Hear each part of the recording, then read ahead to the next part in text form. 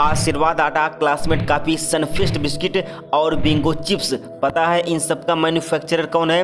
वही कंपनी जो gold flex, navy cut व इंडिया किंग जैसे सिगरेट बनाती है। पता है पूरी दुनिया में हर साल स्मोकिंग से नहीं बल्कि इसके धुएं के संपर्क में आने से 1 करोड़ लोग मारे जाते हैं, लेकिन जो लोग इन्हें कंज्यूम करते हैं उनके आंकड़े तो 8 करोड़ से भी ज्यादा हैं। लेकिन इन खतरनाक आंकड़ों के बावजूद भी किसी को कोई फर्क नहीं पड़ता और सिगरेट की बिक्री हर साल बढ़ती जा रही है। ये सब पॉसिबल होता है तो सिर्फ कंपनी के स्मार्ट मार्केटिंग की वजह से, जिसने आज आईटीसी लिमिटेड को 77% शेयर के साथ सिगरेट मार्केट का लीडर बना दिया। और सरकार भी इसकी बिक्री के रोक के लिए कोई खास कदम नहीं उठाती। क्यों?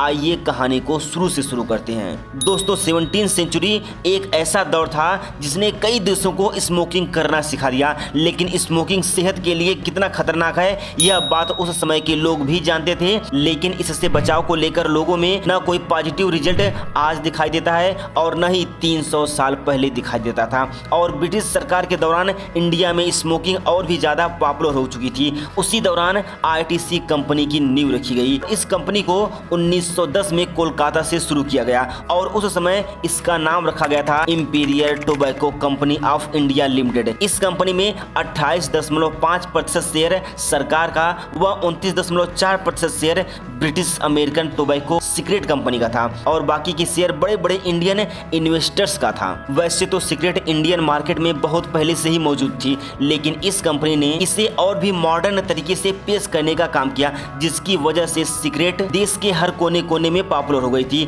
फिर आता है 1947, जब इंडिया को ब्रिटिशर्स से छुटकारा मिला और कुछ ही सालों के बाद ब्रिटिश अमेरिकन टोबैको कंपनी को अपने शेयर से हाथ धोना पड़ा। फिर 1970 में imperial tobacco company of India limited का नाम बदलकर इंडिया टोबैको कंपनी लिमिटेड कर दिया गया। इस नाम से कंपनी कई वर्षों तक चलती रही। फिर 1974 में इंडिया टोबैको कंपनी लिमिटेड का नाम बदलकर आईटीसी लिमिटेड कर दिया गया। इस कंपनी की कामयाबी का राज कंपनी का नाम बदलना ही नहीं बल्कि उन सेक्टर में भी डेवलप करना जिस प्रोडक्ट को हम डेली बेस पर यूज करते हैं। और धीरे धीरे यह कंपनी बहुत से कंपनीज का ग्रुप बनती चली गई, जैसे Bingo, Yippee, natural, engage, Savlon, classmate जैसे बहुत सारे ब्रांड शामिल हैं जिन्हें हम डेली बेस पर यूज तो करते हैं, लेकिन बहुत ही कम लोग जानते हैं कि इन सब का मालिक आईटीसी कंपनी ही है। जानकारी के लिए बता दूं कि आईटीसी कंपनी को अलग अलग सेक्टरों में विकास करने के लिए जरूरत थी ढेर सारे पैसों की, और वो पैसे जुटाए जा सकते थे तो सिर्फ सिगरेट जैसी चीजों को बेचकर, जो पूरी दुनिया में पॉपुलर व प्रॉफिटेबल बिजनेस है। इसका एक एग्जांपल 2018 में दुनिया की 6वीं लार्जेस्ट कंपनी $55 बिलियन से भी ज्यादा का प्रॉफिट कमाया था, जो कि कोको कोला, पेप्सी, स्टारबक्स और हैनेन के कंबाइंड प्रॉफिट से भी ज्यादा था।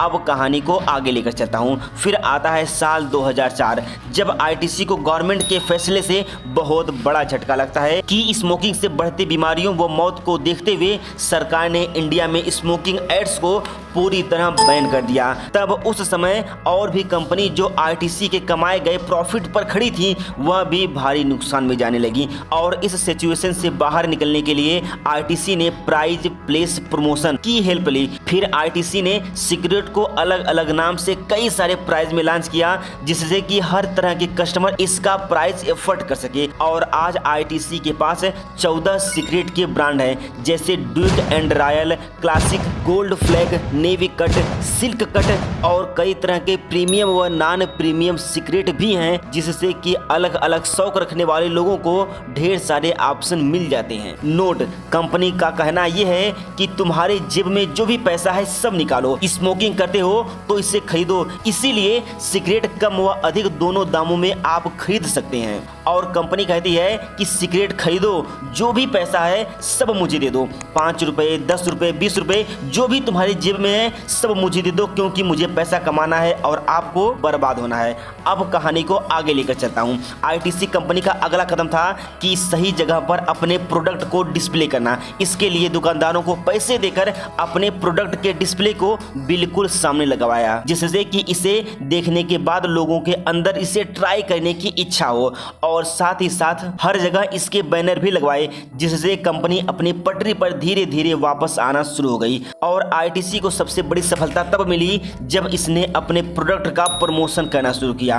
अब आप सोचोगे कि इंडिया में सिगरेट के प्रमोशन तो कंप्लीटली बैन कर दिए गए हैं, फिर भी आईटीसी ने अपने ब्रांड का प्रमोशन कैसे किया? इसका आंसर है फिल्मी दुनिया से, जहां पर बड़े बड़े पर्दों पर एक्टर व एक्ट्रेस को सिगरेट के साथ दिखाए जाते हैं। जब लोगों का फेवरेट एक्टर सिगरेट के साथ दिखाई देता है तो लोग भी सिगरेट के साथ खुद को कूल दिखाने की कोशिश करते हैं और उसे कंज्यूम करते हैं। WHO ने बेहद हैरान कर देने वाले आंकड़ों को दिखाया है कि 76% मूवीज में टोबैको के सीन दिखाए जाते हैं। उसी के चलते 52.2% चिल्ड्रन अपनी लाइफ की पहली स्मोकिंग करना शुरू कर देते हैं और इसी प्रकार बढ़ते समय के अनुसार कंपनी का भी प्रॉफिट बढ़ता चला गया और यहां तक कि 2008 में इसने अपने सिगरेट के प्राइस को 20% तक बढ़ा दिया था, फिर भी इसकी बिक्री पर कोई निगेटिव इम्पैक्ट नहीं पड़ा। बीते वर्ष 2019 में इसका प्रॉफिट जहां 12,824 करोड़ था, वह 2020 में बढ़कर